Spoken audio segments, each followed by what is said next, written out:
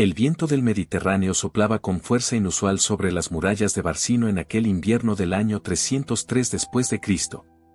Las olas golpeaban el puerto con una furia que parecía presagiar tiempos más oscuros que los que ya vivía aquella pequeña ciudad romana de Hispania. El sol invernal, pálido y distante, apenas conseguía calentar las piedras de las calles empedradas donde los ciudadanos caminaban con prisa, los ojos bajos, el corazón encogido por un miedo que se respiraba en cada esquina. Porque Barcino, como toda ciudad del imperio, vivía bajo la sombra más terrible que jamás hubiera conocido la comunidad de los seguidores de Cristo, el edicto imperial de Diocleciano. El emperador más poderoso del mundo conocido había decidido que la fe cristiana representaba una amenaza para la unidad del imperio.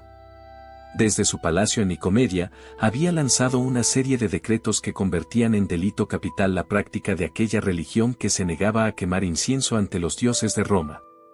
Las órdenes imperiales viajaban por las calzadas como el veneno corre por las venas, rápidas, letales, inexorables. Los templos cristianos debían ser destruidos, sus escrituras sagradas entregadas a las llamas, sus líderes arrestados y torturados hasta que renegaran de su fe o murieran en el intento. ¿Qué clase de fuerza podía mover a un emperador todopoderoso a temer tanto a un grupo de hombres y mujeres desarmados que predicaban el amor y la paz? En Barcino, los cristianos habían aprendido el arte peligroso de la invisibilidad. Se reunían en casas particulares antes del amanecer, cuando las patrullas romanas dormían el sueño de los que creen que el poder se sostiene con espadas.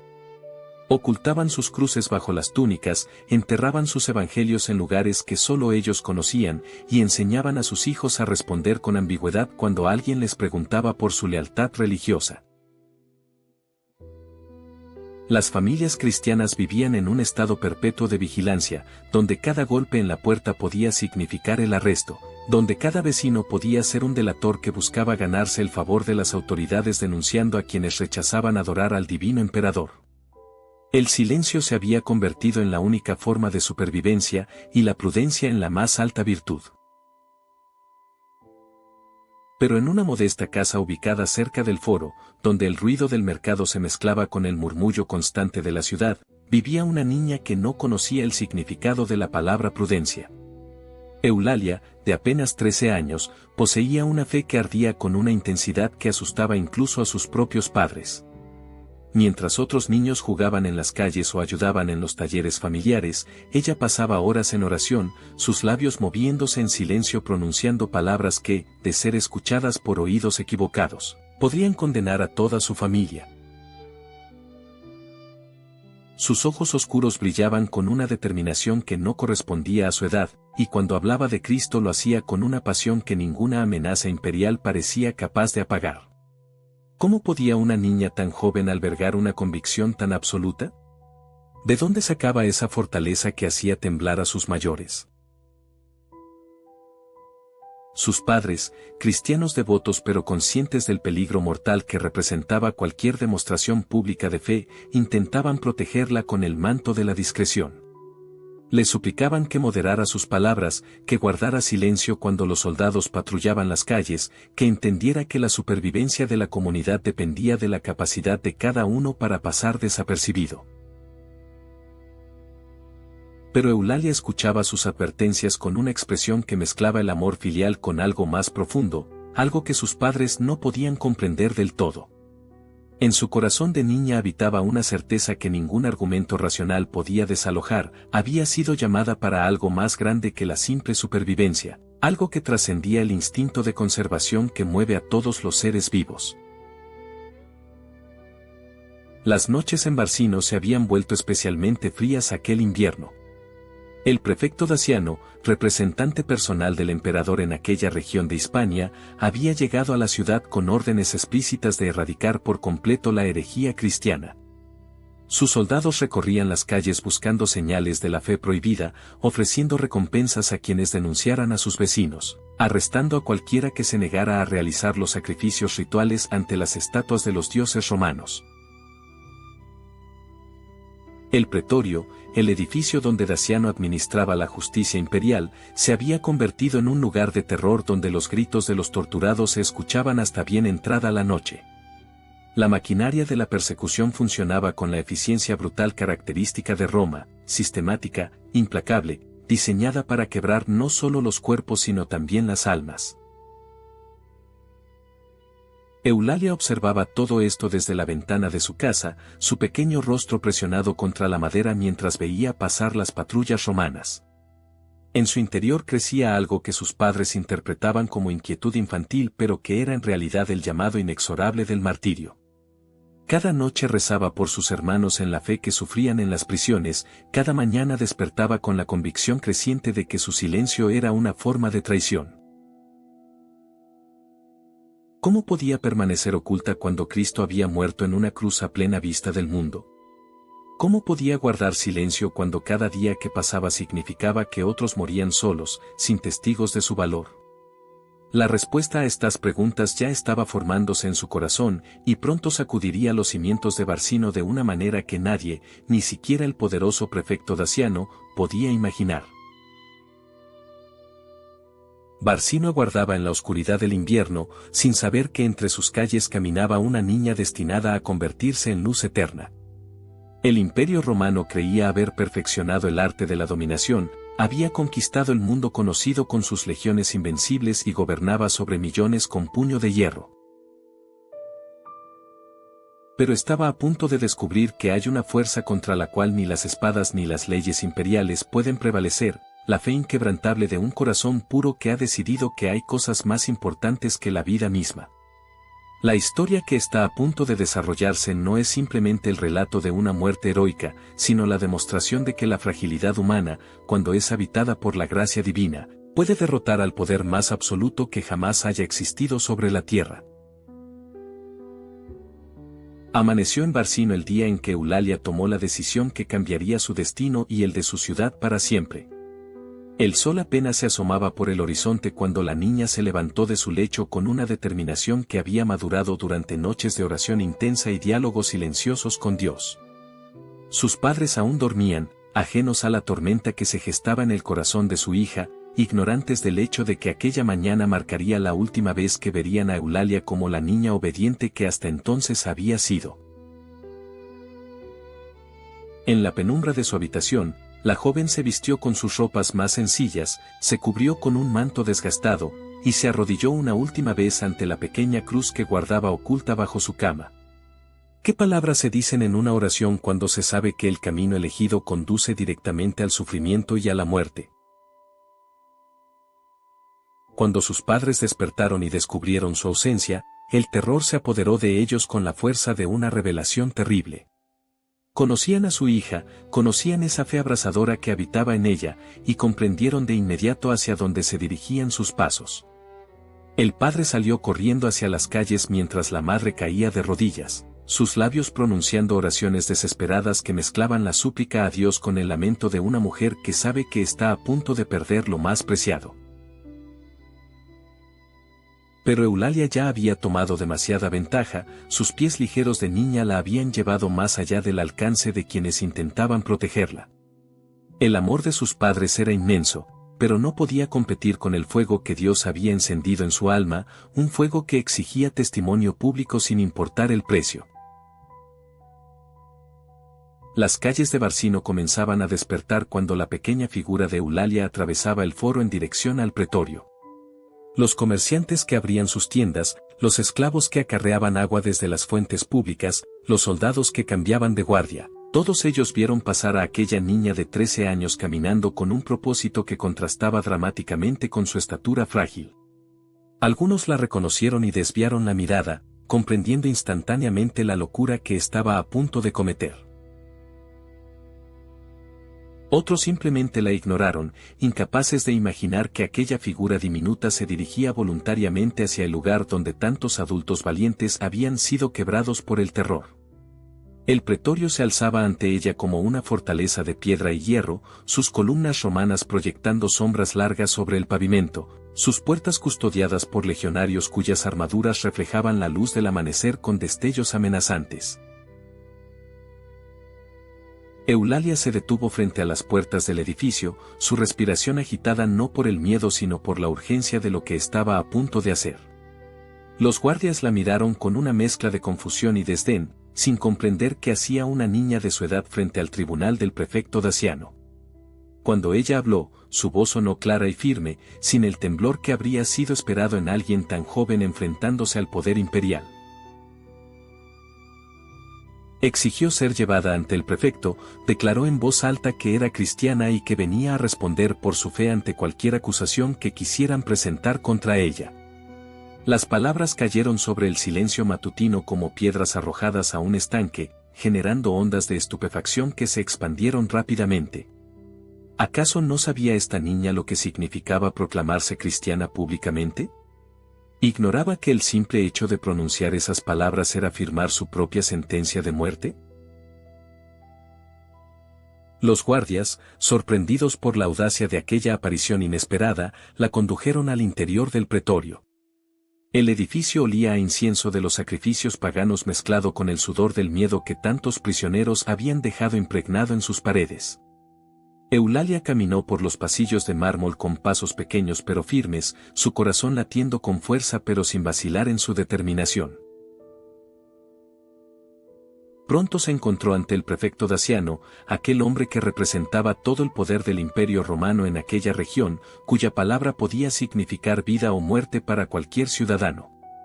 El prefecto, sentado en su tribunal elevado, miró hacia abajo con una mezcla de incredulidad y molestia ante aquella niña que se atrevía a interrumpir sus asuntos matutinos.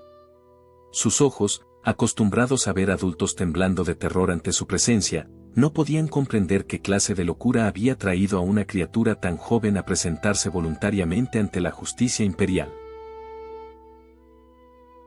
Daciano intentó primero la condescendencia, ese tono paternalista que los poderosos usan cuando creen estar tratando con ignorantes.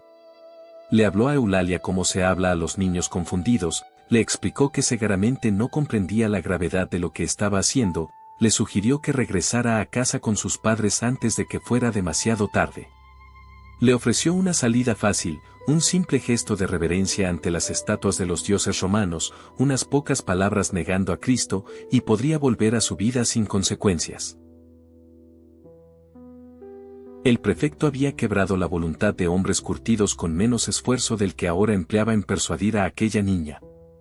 Pero lo que encontró en los ojos de Eulalia no fue la confusión infantil que esperaba, sino una claridad que lo desconcertó profundamente, una convicción que parecía pertenecer a alguien mucho mayor en años y experiencia. Entonces Eulalia habló, y sus palabras resonaron en el pretorio con una autoridad que no correspondía a su edad ni a su condición. Declaró que jamás negaría a Cristo, que los ídolos de Roma eran piedra muerta sin poder ni vida, que el emperador que se proclamaba divino era simplemente un hombre mortal que algún día tendría que responder ante el único Dios verdadero. Cada palabra era un desafío directo a la autoridad imperial, cada frase una provocación deliberada que no dejaba espacio para la ambigüedad. Los funcionarios presentes quedaron paralizados ante semejante atrevimiento, los escribas dejaron de anotar en sus tablillas de cera, los soldados intercambiaron miradas incrédulas. ¿Cómo era posible que esta niña pronunciara palabras por las cuales hombres adultos dudaban incluso en susurrar en la privacidad de sus hogares? ¿De dónde sacaba ese valor que hacía palidecer la valentía de los guerreros más experimentados? El rostro de Daciano se endureció como el bronce fundido. La condescendencia inicial se transformó en ira, porque el prefecto comprendió que no estaba ante una niña confundida sino ante una desafiante consciente que había elegido deliberadamente enfrentarlo en su propio terreno. La paciencia imperial tenía límites muy claros, y Eulalia acababa de cruzarlos todos con una audacia que rayaba en lo suicida. Daciano ordenó que fuera arrestada inmediatamente, que la encerraran hasta que el dolor la hiciera entrar en razón.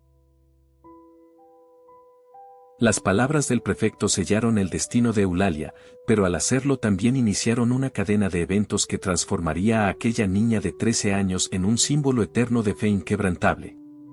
El silencio que sus padres habían intentado enseñarle como protección había sido roto, y con él se rompía también el poder del miedo que mantenía a tantos cristianos paralizados en la oscuridad de la clandestinidad. El prefecto Daciano ordenó que comenzaran los tormentos al amanecer del día siguiente, convencido de que una sola noche en las mazmorras del pretorio sería suficiente para quebrar la voluntad de aquella niña desafiante. Pero cuando los guardias fueron a buscarla a la celda oscura y húmeda donde había pasado la noche, encontraron a Eulalia arrodillada en oración, sus labios moviéndose en silencio, su rostro iluminado por una paz que contrastaba con el horror de su situación. No había llorado, no había suplicado clemencia, no había mostrado señal alguna de arrepentimiento por sus palabras del día anterior. Los verdugos intercambiaron miradas incómodas, porque en sus años de experiencia arrancando confesiones y quebrando voluntades, nunca habían visto esa expresión serena en el rostro de alguien que estaba a punto de ser torturado. La condujeron al patio interior del pretorio, donde esperaban los instrumentos del primer tormento. El prefecto Daciano observaba desde su tribuna elevada, rodeado de funcionarios imperiales y ciudadanos curiosos que habían acudido al espectáculo. El sol de la mañana iluminaba la escena con una claridad cruel que no dejaba nada oculto a la vista. Daciano habló primero, ofreciéndole una última oportunidad, que realizara una simple libación ante la estatua del emperador, que pronunciara las palabras rituales negando a Cristo, y todo aquello terminaría antes de comenzar. Eulalia levantó su rostro hacia el prefecto, y su respuesta resonó clara en el silencio expectante: prefería morir 1000 veces antes que traicionar a su señor. Las palabras cayeron como una sentencia final, y Daciano hizo una señal con la mano que selló el destino de la niña. El primer tormento consistió en los azotes, ese castigo romano diseñado para desgarrar la carne sin matar inmediatamente. Los verdugos desplegaron sus flagelos, cuerdas trenzadas con piezas de metal y hueso en las puntas que convertían cada golpe en un instrumento de agonía multiplicada. Eulalia fue atada a un poste de madera en el centro del patio, sus pequeñas muñecas aprisionadas por cuerdas que le cortaban la circulación. El primer latigazo rasgó su túnica y abrió surcos sangrantes en su espalda delicada, arrancándole un grito que fue más de sorpresa que de súplica. Pero entonces, para asombro de todos los presentes, su voz se elevó no en lamento sino en oración, pronunciando palabras de alabanza a Cristo mientras la sangre comenzaba a manchar el suelo de piedra bajo sus pies. ¿Cómo era posible que una niña de 13 años encontrara fuerzas para cantar mientras su cuerpo era destrozado? El segundo tormento llegó cuando los azotes no lograron el efecto deseado. Trajeron brasas ardientes en braseros de hierro y las aplicaron directamente sobre las heridas abiertas de su espalda, buscando que el fuego hiciera lo que los látigos no habían conseguido. El olor a carne quemada se extendió por el patio mientras Eulalia apretaba los dientes, su cuerpo convulsionándose por el dolor insoportable, pero sus labios seguían pronunciando el nombre de Jesús con una persistencia que rayaba en lo sobrenatural. Los verdugos, acostumbrados a ver adultos robustos derrumbarse ante tormentos menores, comenzaban a sentir una inquietud que no podían explicar. Daciano, desde su tribuna, observaba con una mezcla de frustración e incredulidad creciente, porque aquella niña estaba demostrando una resistencia que desafiaba toda lógica humana. El tercer tormento fue el potro de estiramiento, aquel instrumento diabólico que separaba las articulaciones mediante poleas y cuerdas. Ataron sus pequeños tobillos y muñecas a los extremos del aparato y comenzaron a girar las manivelas lentamente, estirando su cuerpo hasta que sus huesos comenzaron a separarse de sus articulaciones con chasquidos que se escuchaban en todo el patio. El dolor era tan intenso que por momentos Eulalia perdía el conocimiento, pero cada vez que despertaba, su primer acto era volver a pronunciar su fe en Cristo con voz debilitada pero inquebrantable. El cuarto tormento incluyó garfios de hierro que rasgaban su carne sistemáticamente, arrancando tiras de piel de sus brazos y piernas mientras los verdugos buscaban desesperadamente alguna señal de debilitamiento en su voluntad. Pero Eulalia seguía resistiendo, su espíritu elevándose por encima del sufrimiento físico de una manera que comenzaba a asustar incluso a sus torturadores. Los tormentos quinto, sexto y séptimo se sucedieron en una escalada de crueldad que revelaba la desesperación del prefecto Daciano. La sumergieron en aceite hirviendo, le aplicaron tenazas ardientes que arrancaban pedazos de su carne, le derramaron plomo fundido sobre sus heridas abiertas. Cada nuevo tormento estaba diseñado para superar el anterior en horror, pero el resultado era siempre el mismo. Eulalia sufría indescriptiblemente, su cuerpo joven se convertía en un mapa de agonía, pero su alma permanecía intacta, su fe inquebrantable, sus labios pronunciando alabanzas a Dios incluso cuando la sangre le llenaba la boca. Los espectadores que habían acudido esperando ver el espectáculo de una rebelde quebrada comenzaban a abandonar el lugar perturbados, porque lo que presenciaban no era la victoria del imperio sobre una niña obstinada, sino algo mucho más profundo y perturbador que desafiaba su comprensión del mundo. El octavo tormento consistió en clavarle estacas de madera bajo las uñas de manos y pies, un dolor tan agudo que hacía que incluso los soldados más curtidos desviaran la mirada. El noveno incluyó el uso de un instrumento llamado eculio, que trituraba lentamente los huesos de sus piernas. El décimo fue la aplicación de ácidos que disolvían su piel produciendo quemaduras que llegaban hasta el hueso.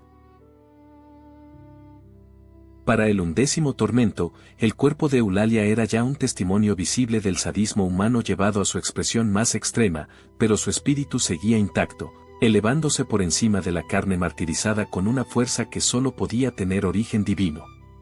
¿Qué clase de fe era esta que transformaba a una niña frágil en un bastión inquebrantable ante el poder más absoluto del mundo conocido? El duodécimo tormento fue quizás el más brutal de todos. La obligaron a caminar descalza sobre vidrios rotos y brasas ardientes mientras arrastraba una cruz de madera sobre sus hombros destrozados. Cada paso dejaba un rastro de sangre y carne quemada, cada movimiento era una agonía multiplicada que habría hecho colapsar a cualquier adulto en segundos. Pero Eulalia siguió adelante, arrastrando la cruz como Cristo había hecho siglos atrás, convirtiendo su martirio en una imitación perfecta de la pasión del Salvador. Los soldados romanos que la custodiaban comenzaban a sentir un miedo supersticioso, porque era evidente que algo más grande que ellos estaba operando en aquella escena, una fuerza invisible que sostenía a la niña más allá de lo humanamente posible. Finalmente llegó el 13º y último tormento, aquel que sellaría su destino. Daciano, exhausto y humillado por su incapacidad para quebrar la voluntad de una niña, ordenó su ejecución inmediata. La ataron a una cruz en forma de X, esa forma de crucifixión que los romanos reservaban para los peores criminales.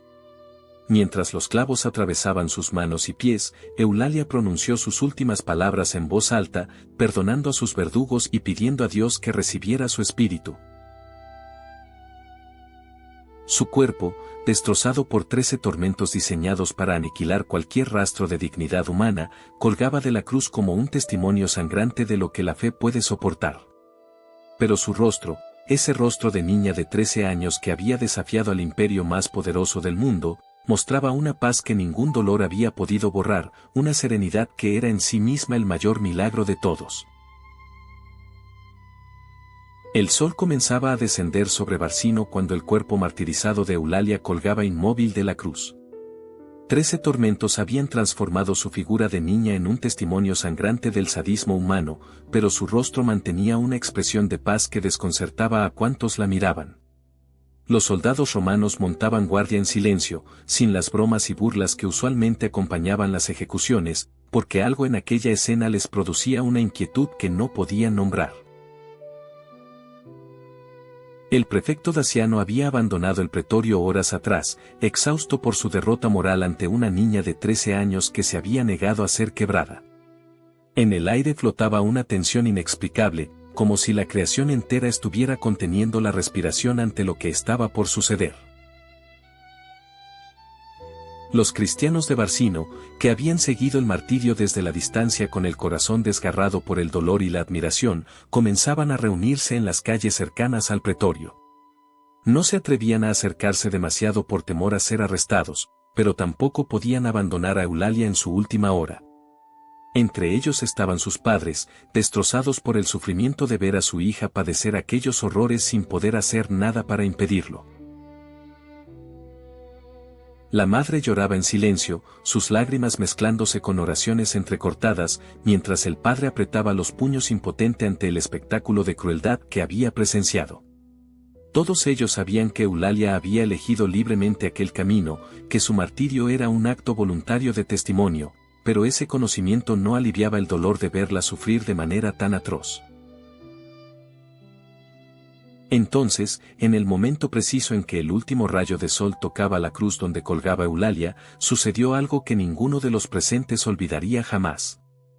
El cuerpo de la niña se estremeció levemente, sus labios se movieron pronunciando una última oración inaudible, y de su boca entreabierta emergió una paloma blanca de pureza deslumbrante.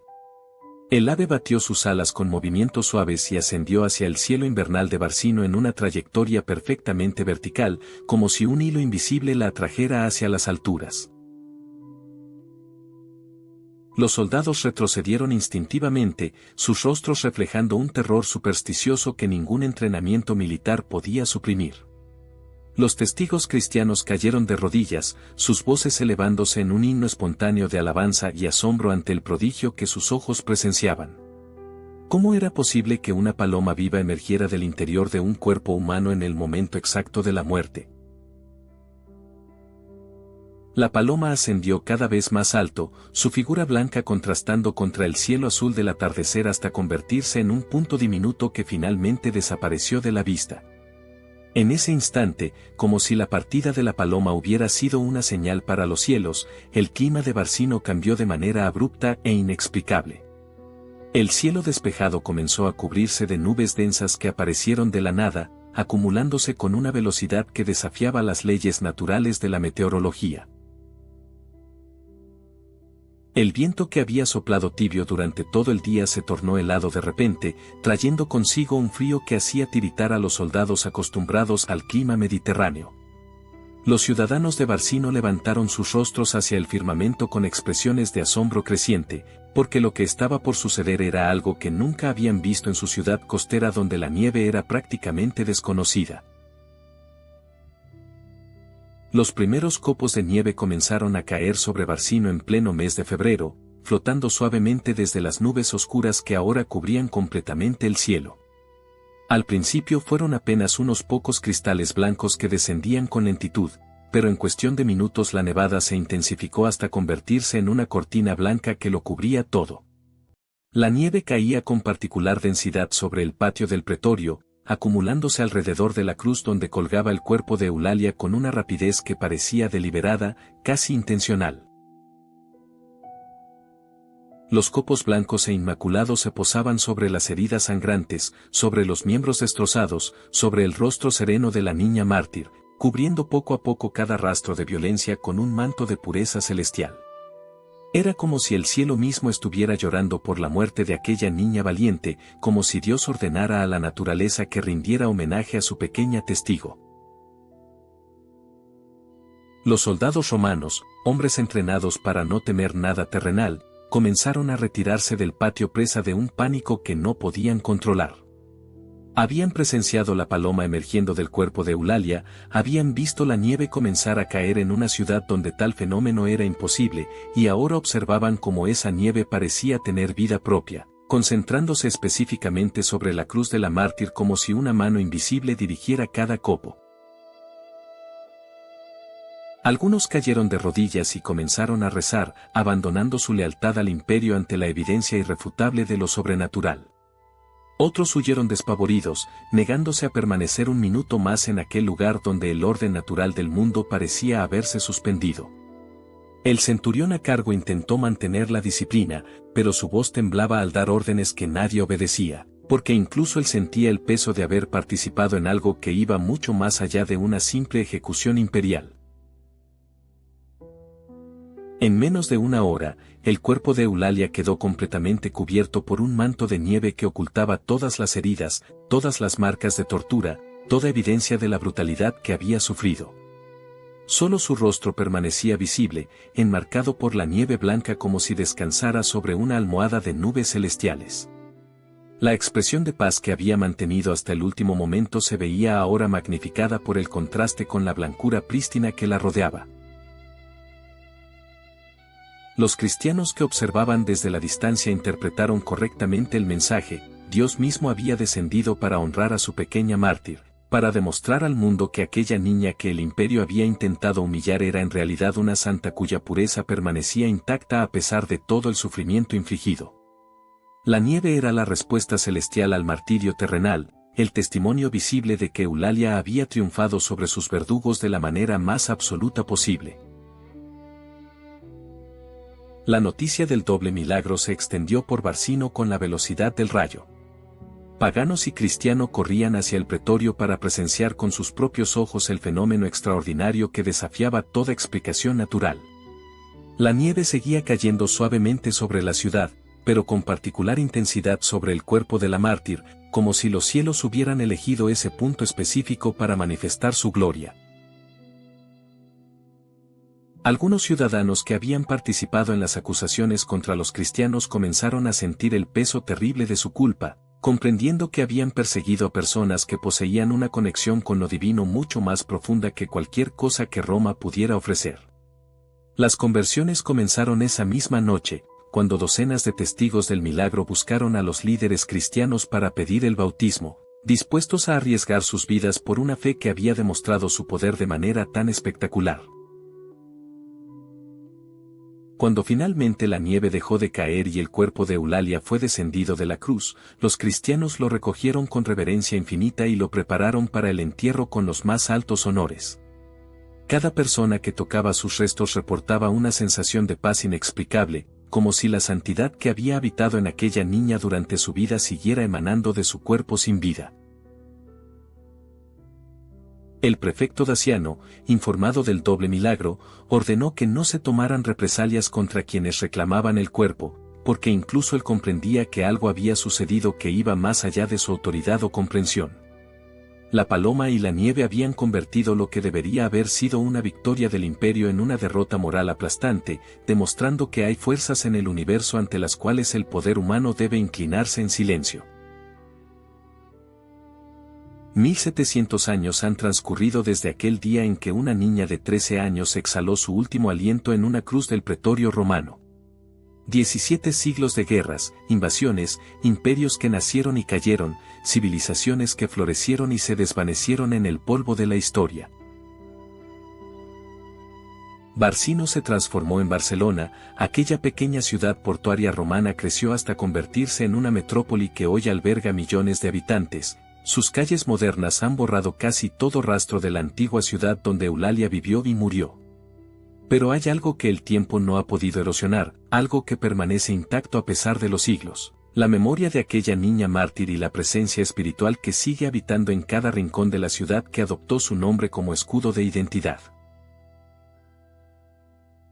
En el corazón de Barcelona se alza la catedral gótica dedicada a la Santa Cruz y a Santa Eulalia, un edificio majestuoso cuya construcción se extendió desde el siglo XIII hasta el siglo XV. Pero mucho antes de que existiera esta catedral gótica, ya había un templo en ese mismo lugar, construido sobre las ruinas de la antigua Barcino romana, guardando celosamente las reliquias de la mártir.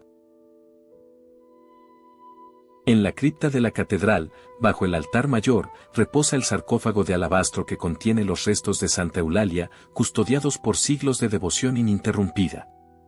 Miles de peregrinos descienden cada año por las escaleras de piedra desgastada para arrodillarse ante aquella tumba, sintiendo la misma presencia que sintieron los cristianos del siglo IV cuando recogieron su cuerpo cubierto de nieve. ¿Qué es lo que buscan estos peregrinos en pleno siglo XXI? ¿Qué mensaje sigue transmitiendo una niña que murió hace tanto tiempo? La historia de Santa Eulalia fue transmitida oralmente durante las primeras décadas después de su martirio, pasando de generación en generación como un tesoro precioso que debía preservarse. En el siglo VII, el poeta cristiano Prudencio inmortalizó su testimonio en versos latinos que todavía se conservan, describiendo con detalle poético los 13 tormentos y el milagro de la paloma. Durante la ocupación musulmana de la península ibérica, cuando Barcelona cayó bajo dominio islámico, las reliquias de Eulalia fueron escondidas para protegerlas de la profanación, pero nunca fueron olvidadas.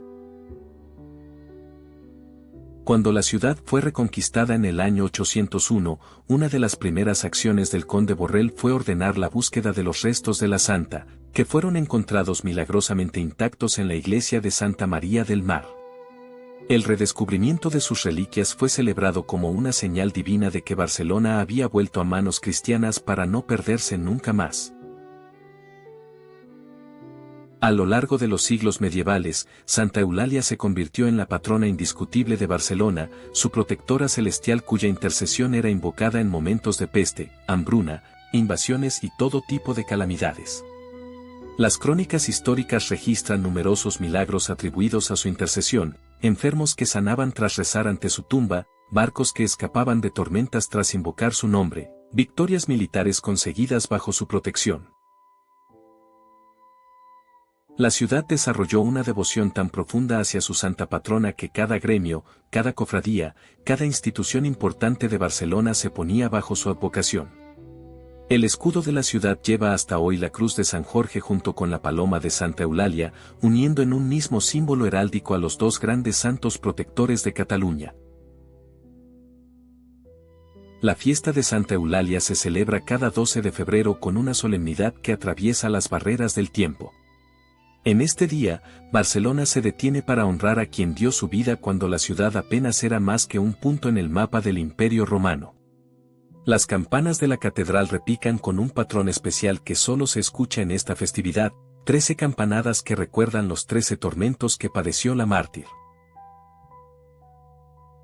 Una procesión solemne recorre las calles del barrio gótico, siguiendo el camino que según la tradición hizo Eulalia desde su casa hasta el pretorio romano. Los niños de 13 años, la misma edad que tenía Eulalia cuando murió, tienen un papel especial en las ceremonias, recordando a todos que la santidad no conoce límites de edad y que la valentía más extraordinaria puede habitar en los corazones más jóvenes. Pero más allá de las festividades y las tradiciones religiosas, el legado de Santa Eulalia plantea preguntas que resuenan con particular fuerza en nuestro tiempo. ¿Qué significa su testimonio para una sociedad que ha olvidado en gran medida el concepto de martirio? ¿Qué nos dice una niña del siglo IV a los hombres y mujeres del siglo XXI que vivimos en democracias donde la libertad religiosa está generalmente protegida? La respuesta está en comprender que el martirio de Eulalia no fue simplemente un acto de resistencia contra la persecución religiosa, sino la manifestación suprema de una verdad más profunda, que hay realidades más importantes que la supervivencia física, que existen convicciones por las cuales vale la pena sacrificarlo todo.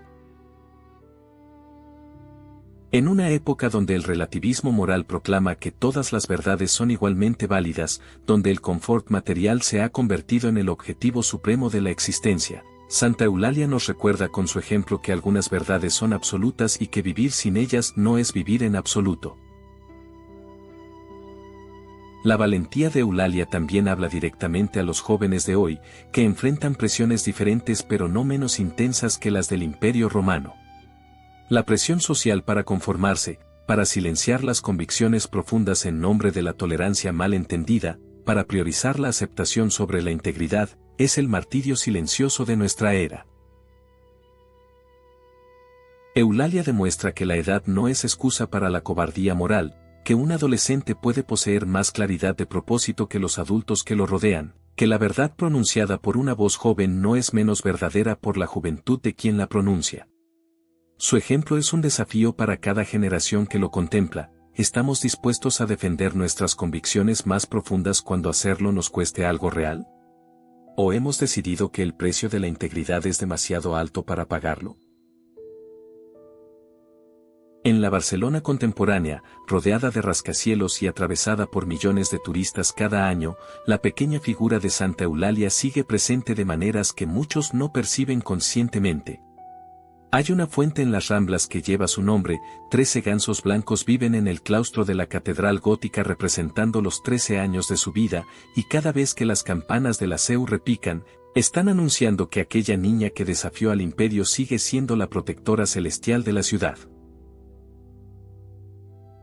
Las reliquias que reposan en la cripta bajo el altar mayor no son simplemente restos arqueológicos de interés histórico, sino la presencia tangible de una santidad que trasciende el tiempo, un recordatorio físico de que lo eterno puede manifestarse en lo temporal de la manera más dramática y hermosa. La historia de Santa Eulalia no termina con su muerte ni con los milagros que la siguieron. Continúa viva cada vez que alguien elige la verdad sobre la conveniencia, cada vez que un joven se niega a comprometer sus principios ante la presión del grupo, cada vez que la fe se mantiene firme en medio de la adversidad.